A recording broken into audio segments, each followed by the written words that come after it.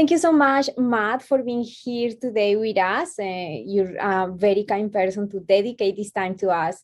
So please let us know, how did you get started? How your journey has been at the creation of this amazing app or experience for people?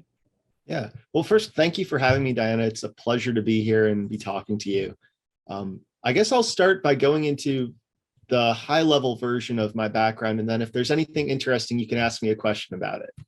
So basically, I did my undergraduate degree at Georgia Tech, Georgia Institute of Technology, in computer engineering, graduated, was working as a software developer, and went back to tech for my master's degree in a field known as human-computer interaction.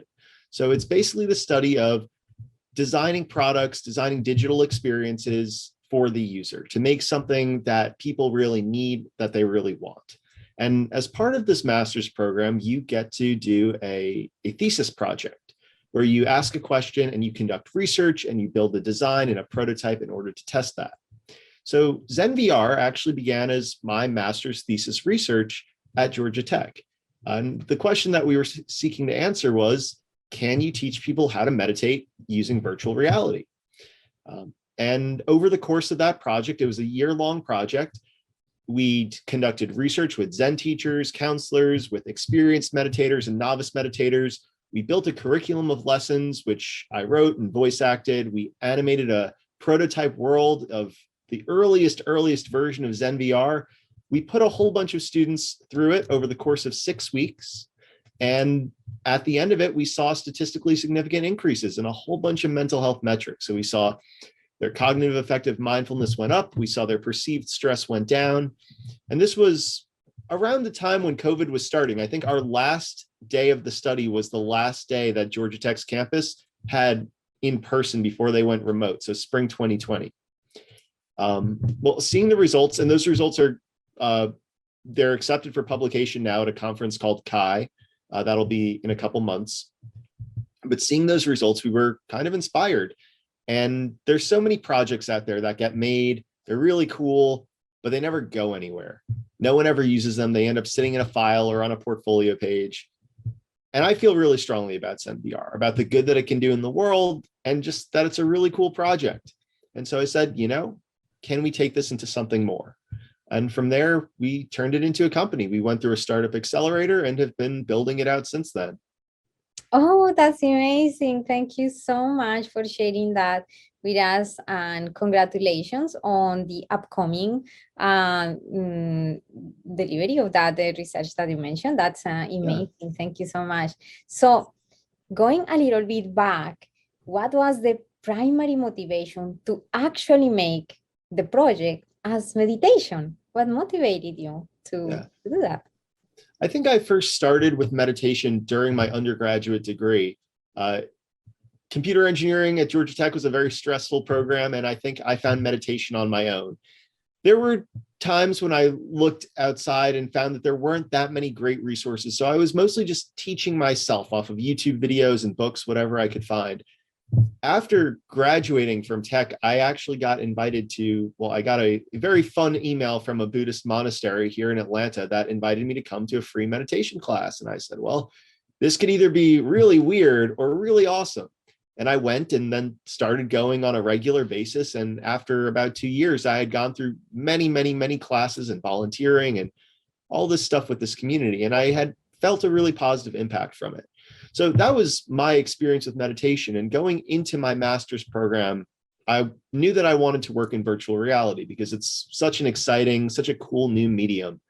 And I thought, you know, is there a way to combine these two things? This tool that's been really helpful to me that so many more people would benefit from learning about, and this really cool medium, can we bring them together in a new way and do something really powerful to share with the world? So for me, it was the idea of meditation and virtual reality coming together for something awesome. Thank you. Yeah, amazing. So I noticed the title is Zen VR. So my question is, why particularly Zen? Yeah, I think, well, one, it's a phrase that's familiar to a lot of people, but it's also just the school of meditation of, I'll even say, the school of Buddhism that I'm the most familiar with. It's where I came into the space from. Actually, the monastery that I was learning from is technically Chan Buddhism, which is like the Chinese version of Zen before it moved to Japan. But Zen kind of is the more common term that a lot of people know. And then I'm involved with the San Francisco Zen Center, and it's just where a lot of the literature that has helped me the most is centered around. That being said, there's a lot of great content in all sorts of like peripheral teachings. So it doesn't have to be just Zen, and ZenVR will grow to be more than just a little bit of Zen. It'll be all sorts of things. Yeah, amazing. Thank you. What is something that people, in your opinion, seem to misunderstand about Zen? Yeah. Well, I think a lot of people only scratch the surface, especially when it comes to meditation. They only learn the very basics of relaxation. Maybe they watch a YouTube video and it helps them calm their mind once, but they never realize how to take that into their everyday life. You know, Zen isn't just when you're sitting down, it's every moment of every day. It's being present across everything you do, in your thoughts and your actions. And there's a whole philosophy around that and all sorts of ways of teaching that and getting people to think about their life and incorporating that in, about being less judgmental to themselves and others, about carrying compassion with them, so much more than just relaxation. I think a lot of people would love to learn about that. I think a lot of people want that in their lives, but they don't know where to get that. And they don't realize that there's more to be found in this space than just, oh, Zen is sitting and meditating. At best, most people know that. Some people just know it as like, oh, here's a candle that's labeled Zen, or something like, oh, look at this like Zen basil plant that they're selling in the store as a marketing word. So I think a lot of people just don't know how deep the content is. Yeah, that's very interesting. Thank you so much. So how particularly ZenVR helps someone to maybe get into that relaxation through the meditation and then translate that into the daily life? Is that something that ZenVR helps with? Yeah, 100%. So the focus of ZenVR is education in a way that you can take what we teach you and bring it into your everyday life. It's not just about relaxing you when the VR headset is on. There's a lot of apps and things out there that can help you with that. And that's great. It's a good first step, but no one else out there is teaching the next two, like step 2, step 3, step 4. And that's where ZenVR comes in. Our goal is to take you from being a beginner, exciting you about learning meditation, about learning the philosophies around it, and then guiding you through that process with a curriculum, with teachers, with environments, and virtual experiences that bring the learning to life. So things like, we'll talk about impermanence and not getting upset about things that you can't control. And then we'll change the weather to be rainy outside. Or we'll talk about mindfulness and observing your thoughts like clouds passing through your mind, and we'll have actual clouds come through the classroom. So taking these concepts, phrasing them in a way that people can understand them, using the virtual reality to make it real, and then teaching it in an interesting way. Mm-hmm. Yeah, thank you so much. What do you think that is the main benefit of using ZenVR, which is this experience, beautiful, immersive, as opposed to in real life? Yeah. Well, honestly, if you have a Zen teacher, if there's a Zen center or monastery around you that offers classes, I'd say go to that. It's a fantastic place. Those are fantastic places if you have a real life teacher. But the reality is most people don't have that available to them. Finding a real Zen center can be difficult. There might not be one near you. If you live in somewhere rural or just somewhere where there's not a Zen center, that's tricky. Some places could be expensive or just hard to fit into your life if they only have a class at a certain time or the teacher can't take more students. So ZenVR brings that experience and the learning and the teaching and the wisdom to everyone. It's not limited geographically anymore. We can create this virtual space for people to come and learn together from the best.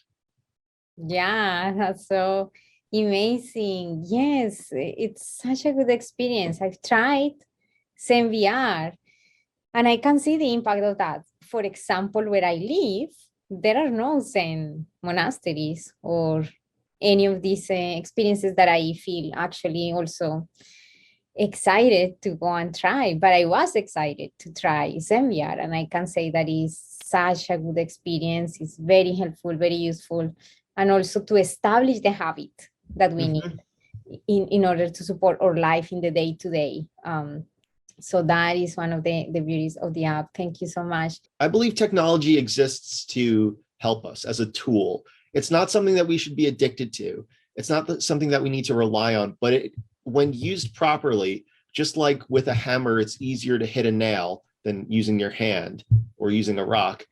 Technology, when applied the right way, can really benefit us. Virtual reality is incredibly powerful. There's so many studies out there about how virtual experiences can help shape the mind, help it heal and learn in new ways. There's studies on how it's used for treating phobias like a fear of flying or a fear of heights. And when you think about what we're talking about here, it's a therapist using a virtual experience to change someone's perception of the world outside of VR.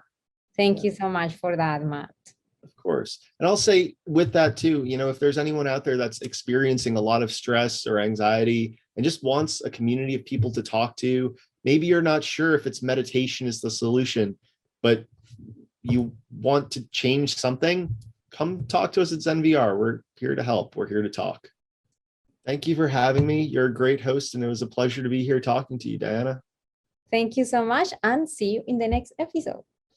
Bye for now.